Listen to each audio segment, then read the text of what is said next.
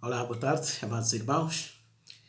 Mais uma vez é um prazer estar aqui para partilhar esses momentos de reflexão com os irmãos. Espero que a semana tenha sido agradável, abençoada, com a presença do nosso Deus e a sua graça também, cuidando de nós, como tem sido até aqui. E vamos mais uma vez para o nosso texto. Hoje então iremos terminar aquela parte que temos vindo a estudar, portanto, o capítulo 6 do Evangelho segundo Marcos. Portanto, ainda estamos no Sermão do Monte e hoje vamos estudar mais uma vez uma das partes deste ensino tão profundo que o Senhor Jesus nos deixou para a nossa edificação. Quero então saudar os irmãos e quero começar esse momento com uma palavra de oração. Espero que os irmãos me acompanhem nesta palavra de oração, dando graças ao nosso Deus. Ó Pai, obrigado pelo teu cuidar por nós, obrigado pela tua graça, obrigado pela tua misericórdia, obrigado pelo teu cuidado diário por nós, ó Pai Santo, a forma como tens suprido as nossas necessidades diárias e tens providenciado o que é necessário para o dia a dia, e nós te queremos rogar por mais um dia que tu nos dás, que é mais uma prova da tua misericórdia para conosco. Abençoa-nos agora durante a reflexão e estudo da tua palavra. Que o Espírito Santo nos possa capacitar de modo a entendermos o significado do teu ensino. Esta é a nossa oração de gratidão e de louvor. Em nome de Jesus. Amém. Ok, então, como dizia, hoje iremos estudar a última parte, portanto, os últimos 2 versículos do capítulo 6 do Evangelho segundo Mateus. Então, como eu disse também num dos dias, num dos estudos, que esta parte das Escrituras, portanto, encontra o seu fundamento, a sua base no versículo 25, onde o Senhor Jesus Cristo, então, desafia os seus discípulos e a todos nós também, a não permitirmos que a ansiedade tome conta de nós, de modo a não permitirmos que a vida, o mantimento, o vestuário, sejam as preocupações prioritárias na nossa vida. Devemos agir de forma contrária. É essa a orientação que ele nos dá. Então vale a pena reler esse texto para depois enquadrarmos os últimos versículos deste capítulo. Então diz assim a palavra do nosso Deus. Por isso vos digo, não andeis ansiosos quanto à vossa vida, pelo que haveis de comer ou pelo que haveis de beber, nem quanto ao vosso corpo, pelo que haveis de vestir. Não é a vida mais do que o mantimento, e o corpo mais do que o vestuário? Olhai para as aves do céu, que nem semeiam, nem cegam, nem ajuntam em celeiros, e o vosso Pai Celestial as alimenta. Não tendes vós muito mais valor do que elas? E qual de vós poderá, com todos os seus cuidados, acrescentar um côvado à sua estatura? E quanto ao vestuário, por que andais ansiosos? Olhai para os lírios do campo, como eles crescem, não trabalham nem fiam. E eu vos digo que nem mesmo Salomão, em toda a sua glória, se vestiu como qualquer deles. Pois se Deus assim veste a erva do campo, que hoje existe e amanhã é lançada no forno, não vos vestirá muito mais a vós, homens de pouca fé? Não andeis, pois, ansiosos, dizendo: que comeremos? Ou que beberemos? Ou com que nos vestiremos? Porque todas estas coisas os gentios procuram. De certo, vosso Pai Celestial bem sabe que necessitais de todas estas coisas. Mas buscai primeiro o reino de Deus e a sua justiça, e todas estas coisas vos serão acrescentadas. Não vos inquieteis, pois, pelo dia de amanhã, porque o dia de amanhã cuidará de si mesmo. Basta a cada dia o seu mal. Até aqui. Essa é uma lição maravilhosa e extraordinária. E o nosso Senhor Jesus Cristo era e é de facto um mestre por excelência. Então ele estabeleceu um princípio, primeiro na forma negativa, aquilo que não devíamos fazer, e ele disse que não devíamos andar ansiosos quanto à nossa vida, ou seja, preocupados com o alimento. Também não devíamos andar ansiosos quanto ao nosso corpo, preocupados e dominados pelo vestuário. Então ele compara a vida, dizendo que a vida era muito mais importante do que o mantimento, assim como o corpo era muito mais importante do que o vestuário. Para dizer que a comida deve servir a vida e o vestuário deve servir o corpo, e não o contrário. Não podemos permitir que a nossa vida seja circunscrita apenas com base na fartura de alimentos ou também na fartura do vestuário para cobrir o nosso corpo. E ele deu-nos duas ilustrações: as aves do céu ou dos céus e os lírios do campo, ou seja, a erva do campo. E ele mostra que tanto as aves como os lírios do campo são cuidados por Deus. E Deus providencia o necessário para essa criatura, que é inferior. E a pergunta do Senhor Jesus Cristo era, e é no sentido de que, então, se Deus cuida de seres inferiores, Ele não cuidará muito mais a nós, criados à sua imagem e semelhança? Obviamente que Ele irá cuidar muito mais de nós do que cuida da criatura ou da criação inferior. Então, com base nisso, o Senhor Jesus Cristo garantiu, portanto, no versículo 31, não andeis inquietos. Portanto, não vivam com uma preocupação excessiva, fazendo essas perguntas. Que comeremos? Ou que beberemos? Ou com que nos vestiremos? Portanto, não permitam que a ansiedade tome conta de vós, ao ponto de viverem apenas para a satisfação dessas necessidades. Necessidades de alimento, necessidades de bebida e necessidades de vestuário. Ele diz que o nosso Pai cuida de nós e Ele sabe que nós precisamos dessas coisas. E por que nós não devemos viver ansiosos desta forma? Ou por que nós não devemos permitir que a nossa vida seja dominada por uma ansiedade extrema que nos aprisiona? E ele diz, porque os gentios vivem procurando essas coisas. E nós já vimos que o verbo procurar aqui é intensivo. Significa correr atrás. Ir atrás dessas coisas. Ele diz que os gentios vão atrás dessas coisas. Eles estão mais preocupados com a comida, com a bebida, com o vestuário. E de certa forma isso é lógico e coerente com a cosmovisão daqueles que não têm Deus. Porque o valor da vida para eles circunscreve-se à realidade daqui. Portanto, o mais importante é satisfazer a vida com os recursos que nós temos aqui. Portanto, viver para o alimento e viver para a bebida e viver para o corpo é compaginável, é condizente com a cosmovisão ou a visão do mundo e da vida que os gentios têm, ou os pagãos têm, ou aqueles que não têm Deus no centro da sua vida têm. Isso é compatível. Por outras palavras, podemos dizer que eles têm razão em procurar avidamente essas coisas. Porque eles vivem por elas e para elas. Eles interpretam e valorizam a sua vida consoante aquilo que vão acumulando nesta vida aqui. Nesta experiência aqui. Portanto, faz todo sentido para eles. Mas para nós, como filhos de Deus, o Senhor Jesus Cristo diz que não pode ser assim. Ele diz que para nós a perspectiva, a visão da vida deve ser diferente. Mas antes de dizer qual deve ser a nossa postura, ele primeiro diz que o nosso Pai Celestial sabe que nós necessitamos dessas coisas, que os gentios buscam avidamente. Se para eles o alvo da sua vida é isso, é a busca, é a satisfação dessas necessidades primárias, o alimento, o vestuário ou a sede, portanto, ou a bebida, neste caso, para nós como crentes não pode ser assim. Embora também precisemos dessas coisas.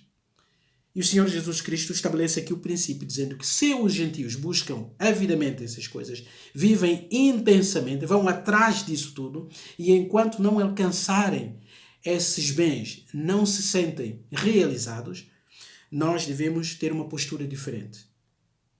devemos priorizar outra coisa e não essas coisas que o mundo prioriza. Mesmo assim, sabemos que também precisamos de alimento, precisamos de bebida e precisamos de vestuário. E Deus sabe e Ele providencia o necessário para nós. Agora, se nós não podemos viver tendo como foco principal a satisfação dessas necessidades primárias, portanto, a vida, o corpo, ou seja, se nós não podemos viver tendo como foco principal, como alvo principal, como algo que dá propósito à nossa vida, o alimento, a bebida ou o vestuário, então a pergunta que se coloca aqui, qual deve ser a prioridade para nós? Qual deve ser a prioridade para os filhos de Deus? O que é que deve mover e motivar os filhos de Deus a colocar em primeiro lugar? Qual deve ser a razão da sua busca principal? O que é que deve ocupar o seu coração?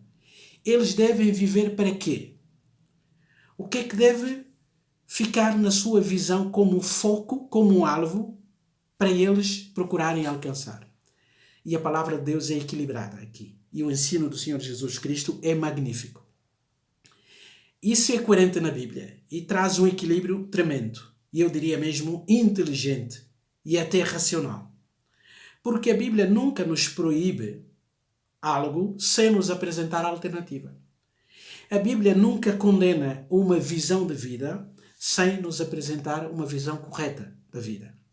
A Bíblia nunca mostra um caminho que traz consequências negativas sem mostrar, por outro lado, o caminho que traz consigo consequências positivas.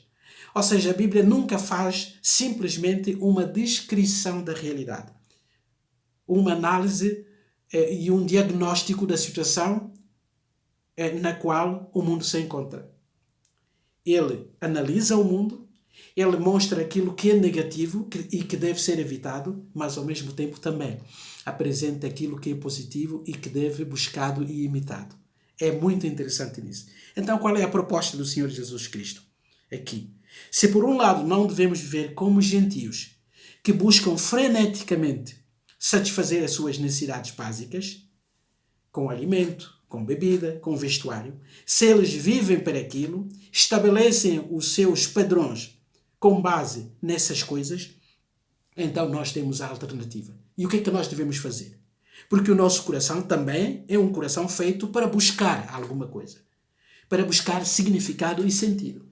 Então, se essas coisas não trazem sentido e significado para a vida do crente, a pergunta legítima que todos devemos colocar é: então, qual é a coisa que traz significado à minha vida como filho de Deus? O que é mais importante para mim? E o que é que me dá, ou que me deve dar, um sentido de realização completa? Então, esses dois versículos respondem, sobretudo, o versículo 33. E diz assim, peço que os irmãos acompanhem. Primeiro, começando no versículo 32, diz assim: porque todas estas coisas os gentios ou os pagãos procuram. De certo, o vosso Pai Celestial bem sabe que necessitais de todas estas coisas. Então, Ele sabe que nós necessitamos dessas coisas. Mesmo assim, fica ainda a dúvida. Qual deve ser a prioridade nas nossas vidas como filhos e filhas de Deus? Então, o versículo 33 responde. Mas, ou seja, contrariamente a esta visão e cosmovisão, o que os crentes devem fazer, diz o Senhor Jesus Cristo, buscai primeiro o reino de Deus e a sua justiça. E isso é maravilhoso.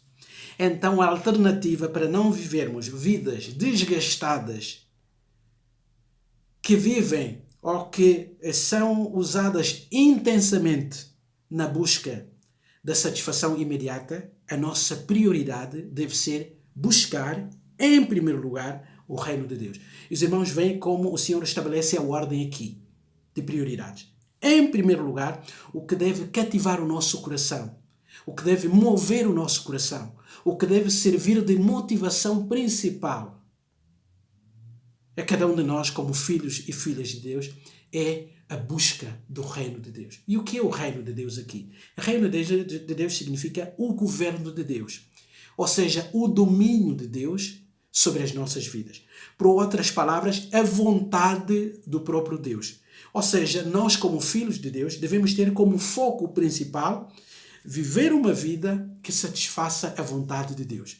Viver uma vida que faça com que Deus seja glorificado em nós. Viver uma vida que faça com que a pessoa de Deus e toda a sua grandeza sejam reveladas em nós. E isso é maravilhoso. E é isso que deve ocupar o lugar central das nossas vidas. Buscai, em primeiro lugar, o reino de Deus e depois, e como consequência, e a sua justiça.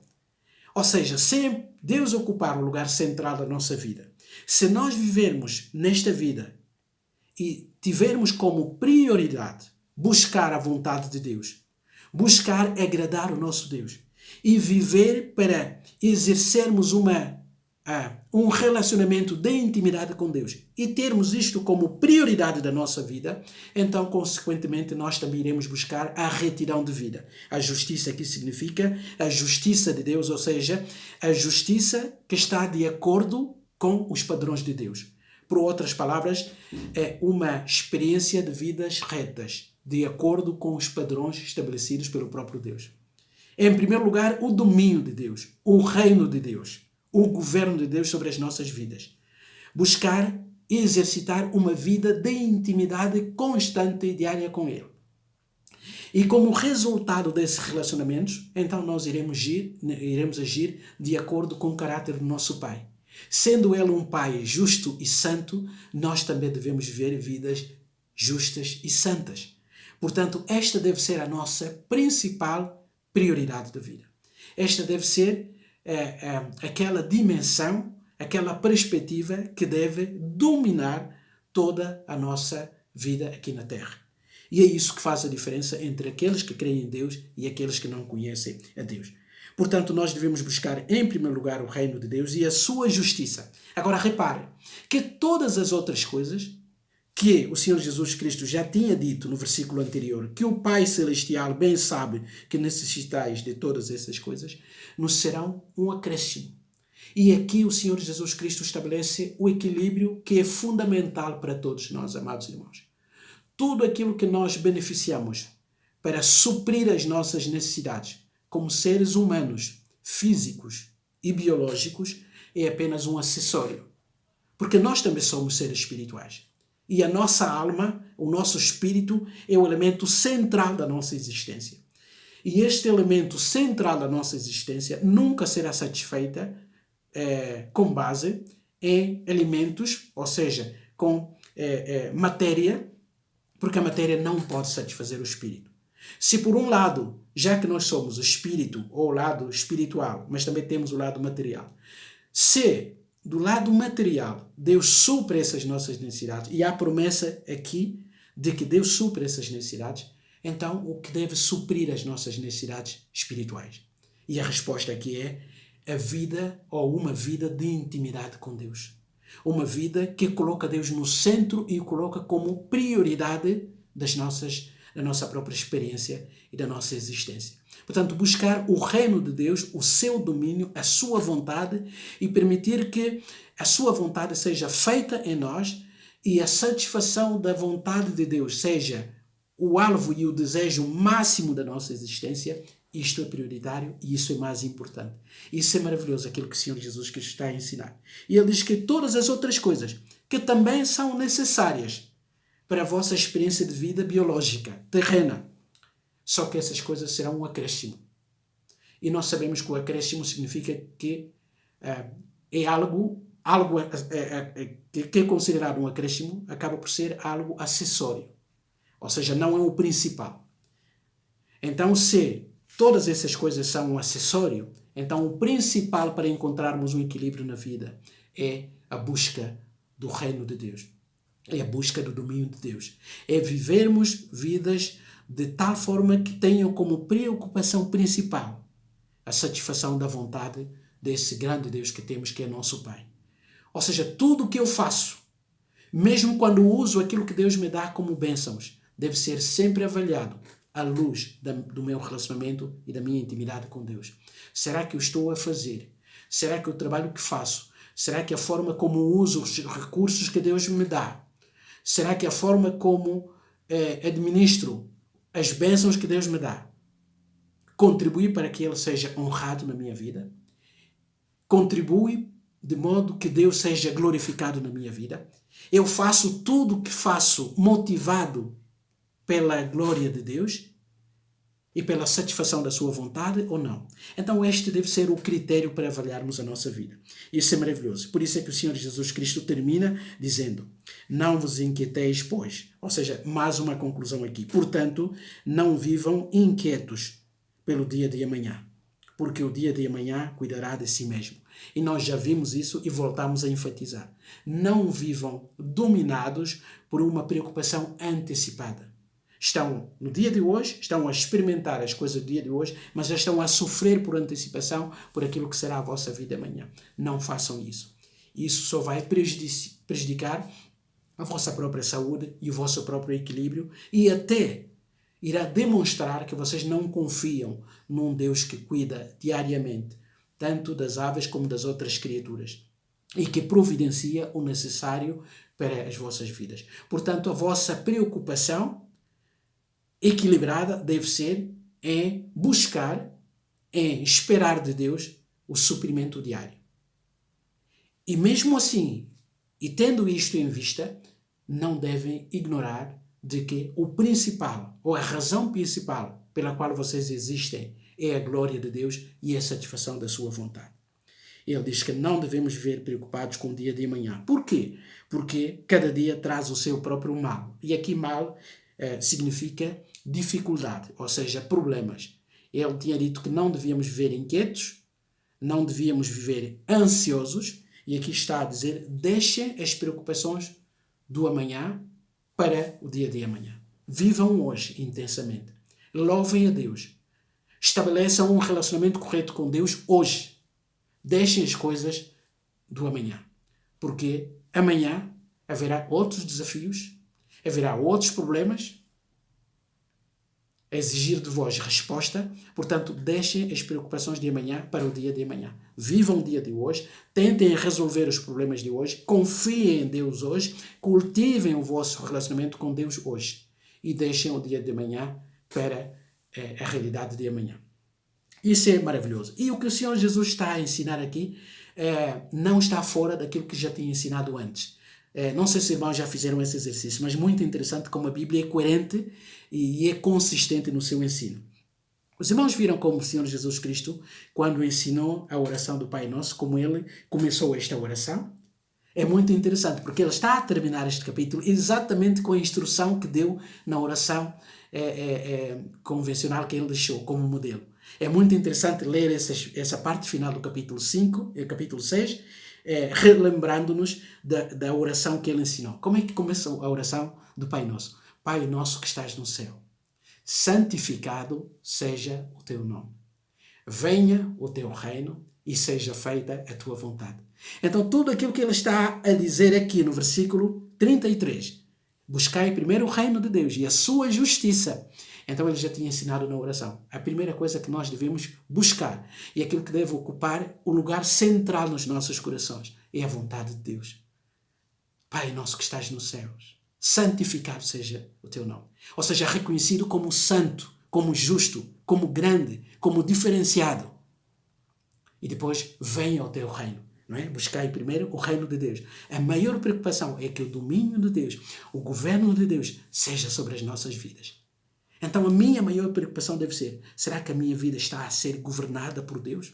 As escolhas, os atos, as decisões que tomo, as motivações, tudo o que acontece na vida, honra a Deus? Glorifica a Deus? Revela o domínio de Deus sobre a minha vida? Eu estou a viver de forma compaginável com a vontade de Deus ou não? Esse é o maior critério. E diz: seja feita a tua vontade, assim na terra como no céu. A vontade de Deus é santa e justa. E os anjos lá no céu, eles celebram essa vontade de Deus e cumprem perfeitamente a vontade de Deus. Então a minha oração como filho ou como filha de Deus deve ser: ó Pai, permita que a tua vontade seja cumprida aqui na terra em especial na minha própria vida, como ela é cumprida lá no céu. Se os anjos cumprem a vontade de Deus de forma perfeita, então a oração do crente deve ser: ó Deus, ó Pai, permita que a minha vida reflita esse tipo de atitude. Portanto, que eu viva procurando sempre cumprir a tua vontade, assim como ela é obedecida lá no céu. Então, nós encontramos aqui uma coerência tremenda entre aquilo que o Senhor Jesus ensina na oração e aquilo que está a ensinar aqui. Amados, que Deus de facto nos ajude a interiorizarmos estes ensinos aqui. A prioridade para a nossa vida é buscar o reino de Deus e a sua justiça. Todas as outras coisas têm o seu valor, mas não têm valor igual a um relacionamento correto com Deus. Como é que está a nossa vida? Como é que está a nossa meditação da palavra de Deus? Como é que está o nosso tempo de oração com Deus? Como é que está a nossa intimidade com Deus? Qual é a prioridade da vontade de Deus e da sua justiça nas nossas vidas? Quando fazemos escolhas, tomamos decisões no dia a dia, qual é o elemento de comparação? Como é que avaliamos se as decisões que tomamos são retas ou não são? A Bíblia diz que devemos fazê-lo tudo comparando com a vontade do próprio Deus. E nós já temos a vontade de Deus revelada na sua palavra. Amados, que Deus nos ensine, que o Espírito Santo nos esclareça e que nós vivamos de facto de forma diferente daqueles que vivem no mundo.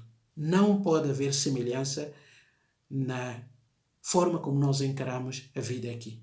Se o mundo vive e circunscreve essa visão aos bens materiais, o crente não pode viver desta forma. Não pode ter como prioridade apenas satisfazer as suas necessidades primárias e básicas. A necessidade primária do crente e o desejo máximo da sua vida deve ser buscar o reino de Deus e a sua justiça. E todas as outras coisas o Senhor irá dar como acréscimo. Que Ele não permita que a nossa visão perca o seu foco. Que Ele, antes pelo contrário, permita que nós sejamos crentes bem focalizados e que vivam em primeiro lugar para que a sua vontade, a sua justiça sejam satisfeitas, que a sua glória, o seu reino e a sua santidade se reflitam na nossa própria vida. Que Ele ricamente nos abençoe, nos guarde e que nos anime a continuarmos a caminhar, tendo estas prioridades bem estabelecidas, bem ordenadas na nossa mente, para a sua honra, para a sua glória e para a edificação de todos nós. Amém. Que Deus ricamente vos abençoe.